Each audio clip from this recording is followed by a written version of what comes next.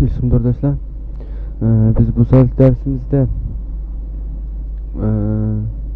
objekt diyen nima diyen objekt bilen bir kurtuluş bitmiş. Biz hem de objekt hakkında azırak material tapkan. Şu materialdan azırak okup beray. Andın ameli misal bilen bir işlep ameliyattan bir ötküz baksak.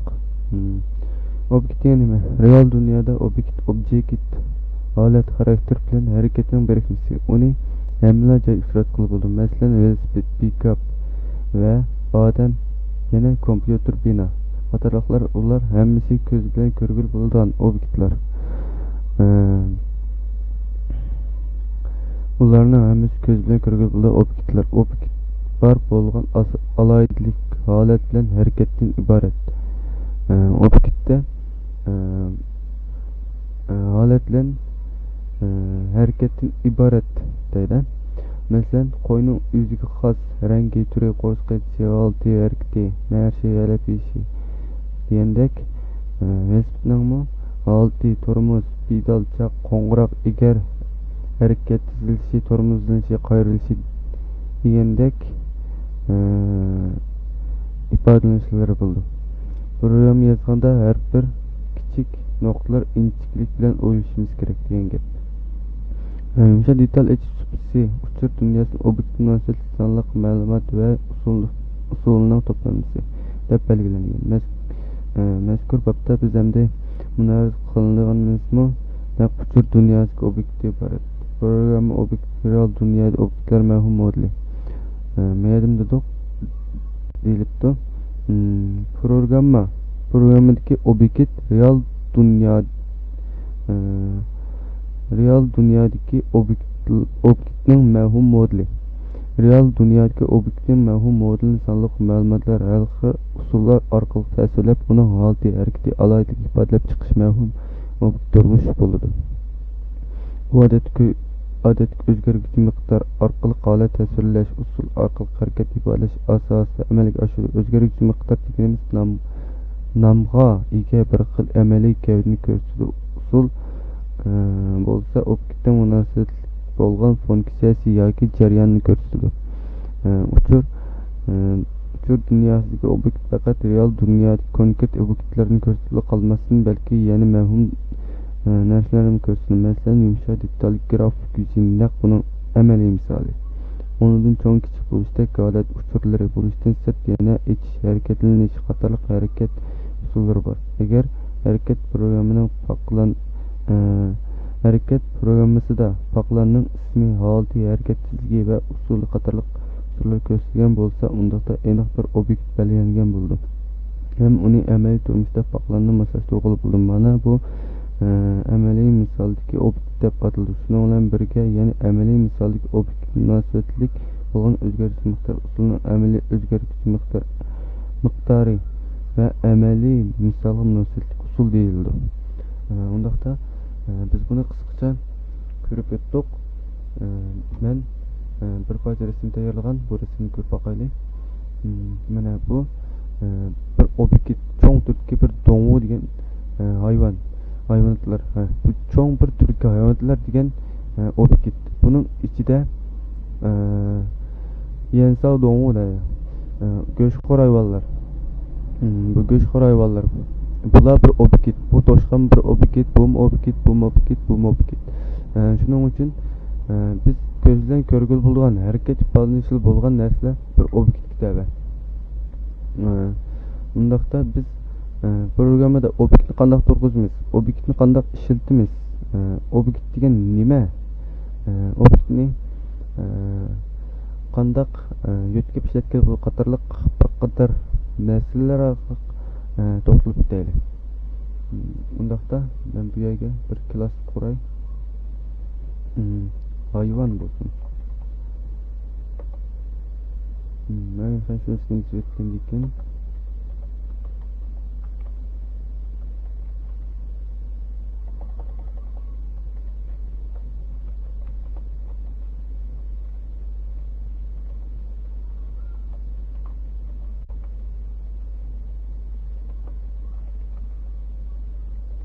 Undaqda biz buni qurup olduk.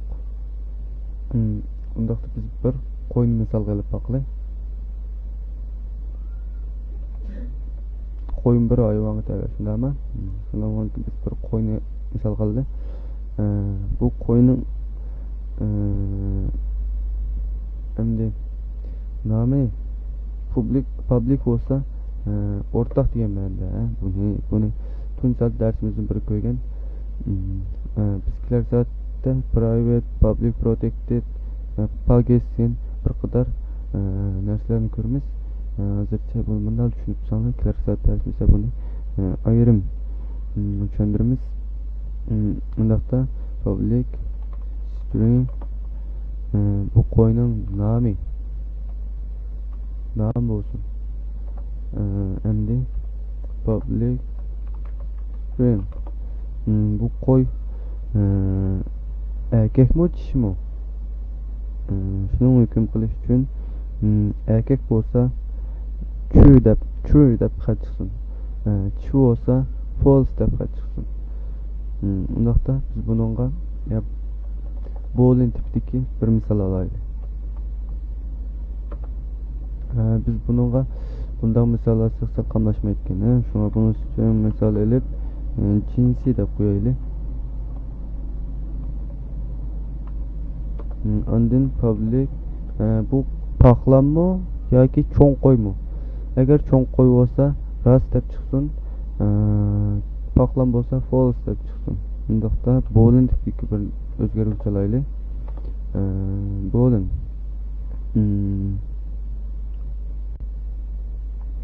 cho'ngmi kichikmi? Undaqda biz hozir bir qo'yning alayligini aslan tasvirlab bo'ldik. Masalan, nomi, jinsi, cho'ng kichikligi va yeshi. Bir qo'yni aslan men qo'yni bek tushunib ketmayman endi. Qo'yni endi 3 yosh deb qo'yaylik.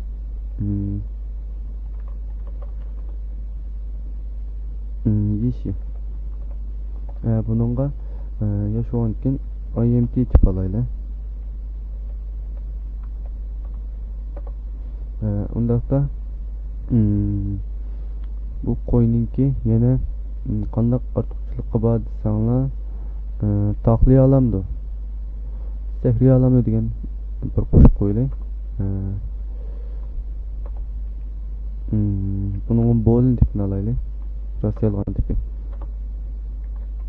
Taqliy olamdi. Undaqda Meramdir.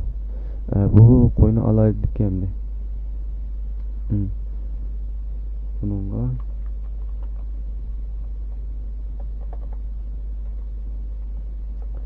yetib qolaman.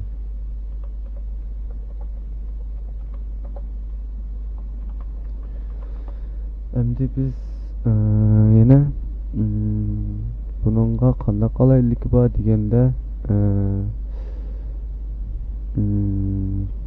taqliy olamdi deganda bo'ldik. Undaqda meramdi deganda qilaylik. Qo'y aniqla meraydi-ku.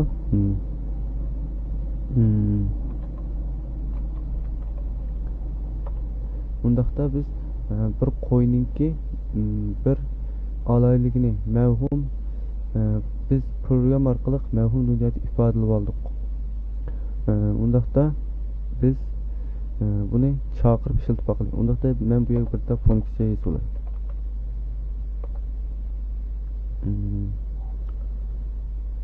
Qimmat qaytumsin.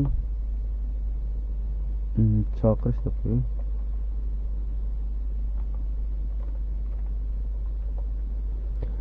Buning yuz bo'ldik. Endi system out println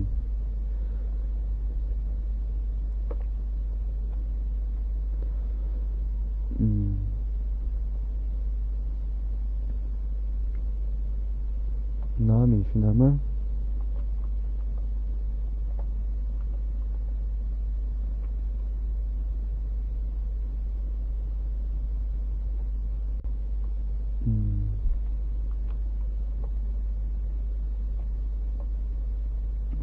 devamlı kültürü alaylılığını gevlendiriş için çıkarışımız gerek bunu. Cinsi.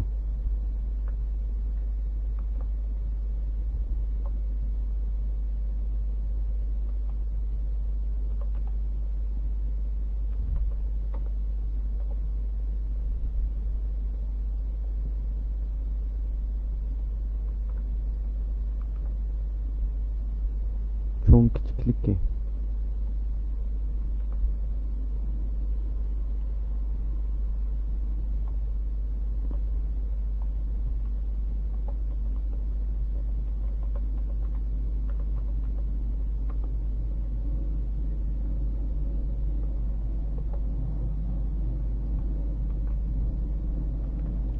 Bunun yeşi hem de yeşilime le vizualli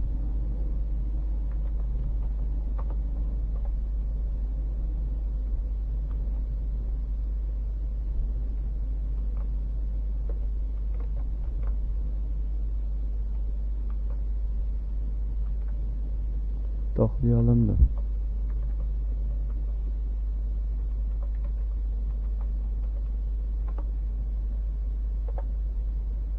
Meremdo.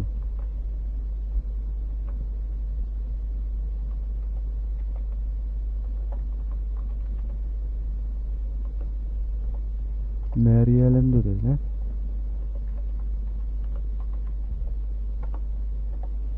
Unda da biz bir qo'yninki programmada bir obyekt turg'izib bir qo'y obyekt qo'y. Shu bir qo'yni bir klass izib buni alayliklarni bir qur tushuntirib bir izib bo'ldik. Endi buni biz hayvon degan men ham shudan ishlatib ko'ra baqilay. Buni obyektni turg'izish uchun avval new belgisini ishlatishimiz kerak. Undaqda qo'y shundami bu? Qo'y o'zgarguvchisi ha. New qo'y. Biz buningga bir obyekt turg'izib oldik. Undaqda biz buni chiqarib ko'p boqaylik. Qo'yning nomi nam bo'lsa bu sistem qimmatini bergan buningga. Undaqda nam bo'lsa qo'y deb qo'y bir deb qo'yaylik. Undaqda qo'yning yeshi INT qimmat 3 yaş deb qo'yaylik. Endi tahliye olamdi. Bu qog'oz qimmatni super ko'rib olaylik. Tahliye olamdi. Bu qimmatga tahliye olaydi. Shu.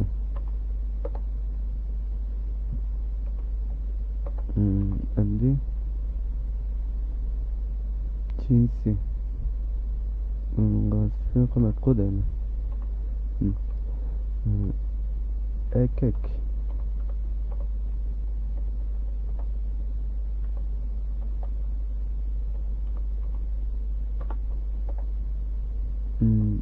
Undaqda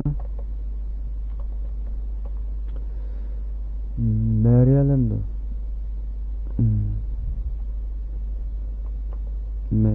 Bu qaysi qimmat bu? Bir ko'rib olaylik. Shu qimmatga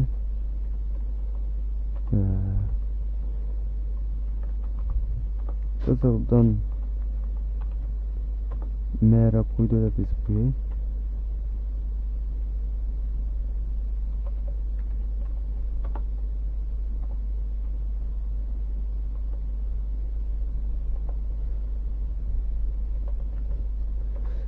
Endi çoğun küçüklükki bu paklanma yoki küçük koymu bu qaysi qimmat bir ko'rpaqli bo'lgan tiplik qimmatga paklan bo'lsa kichik degan to'q amsa false qildik buni.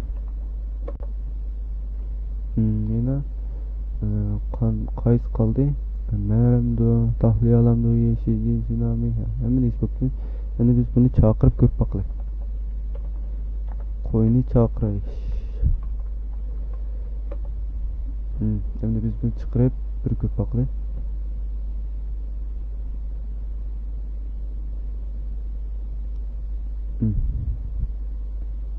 Koyunami manda çıkıp kapta biz bunu mayallardan şap konuşsak bunu bilgili olmayacak ki.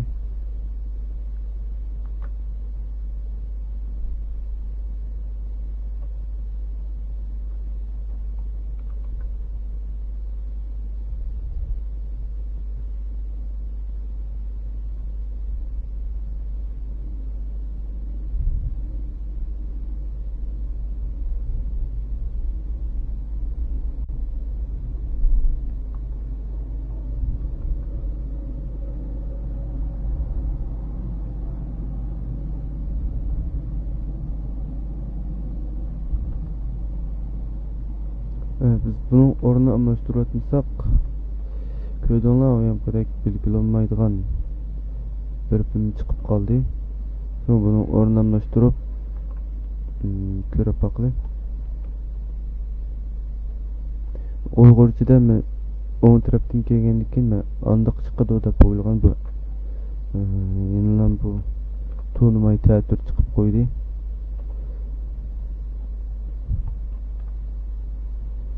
Ondan biz bunu icra ko'rib bakalım. Nami qo'y bir. Bismillah. Mayal yazgan qo'y bir şu. Cinsi erkek. Mana. Cho'ng kichikligi. False da biz cho'ng kichiklik bo'lsa bu paqlan ekan. Shundaymi? Paqlan ekanligini bildiryapti. Yeshi 3 yosh deb yoziq. IMT qimmat 3. Tahlayalamdı. Şu da tahlayalayotgan rasta bizibimiz. Mariyalamdı. Mariyalayda bizibimiz. Undaqda obyektni elib chiqarib boldik. Mana biz obyektni turg'izish degan mana shu.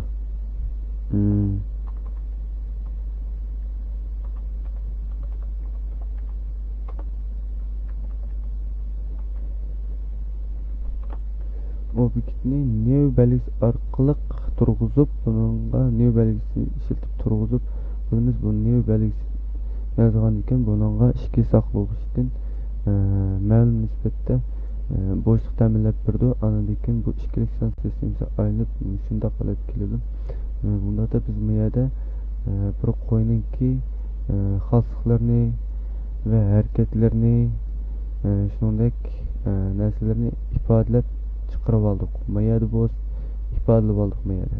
Mayada bo'lsa shu narsani ifodalaganni biz mayada ma'lum xosliq mandaq, avmandaq, mamandaq deb xosliqqa biz mayada harakatni ifodalagan bo'lsak, mayada xosliqni ifodaladik desak bo'ldi. Undaqda bugungi bu soatlik dars mushada oxirlashdi. Keyingi soatlik darsda varislik qilishni bir ko'rib o'tamiz. Undaqda keyingi soatlik darsga diqqat qilgaysizlar. Xayr xo'sh.